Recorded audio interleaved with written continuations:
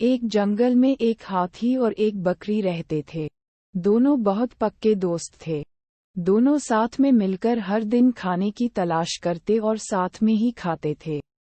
एक दिन दोनों खाने की तलाश में अपने जंगल से बहुत दूर निकल गए। वहां उन्हें एक तालाब दिखाई दिया। उसी तालाब के किनारे एक बेर का पेड़ था। बेर का पेड़ देखकर हाथी और बकरी बहुत खुश हुए। वह दोनों बेर के पेड़ के पास गए। फिर हाथी ने अपनी सूंड से बेर के पेड़ को जोर से हिलाया और जमीन पर ढेर सारे पके हुए बेर गिरने लगे। बकरी जल्दी जल्दी गिरे हुए बेरों को इकट्ठा करने लगी। संयोगवश उसी बेर के पेड़ पर एक चिड़िया का घोंसला भी था, जिसमें चिड़िया का एक बच्चा सो रहा था और चिड़िया दाने की खोज में कहीं गई हुई थी।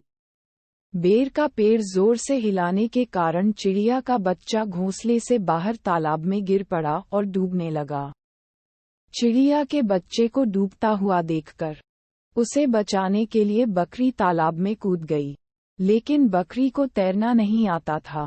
इस वजह से वह भी तालाब में डूबने लगी।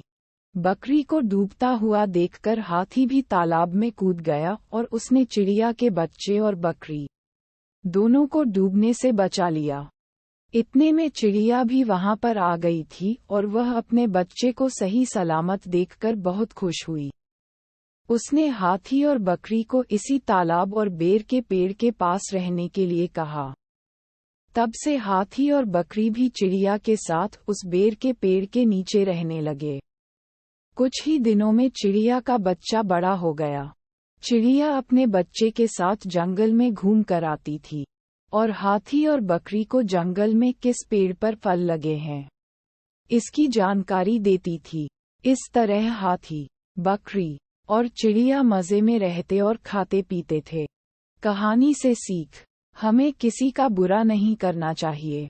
अगर हमारी गलती से किसी को परेशानी होती है तो उस गलती को सुधारना चाहिए और मन मुटाव दूर करते हुए एक दूसरे की मदद करनी चाहिए।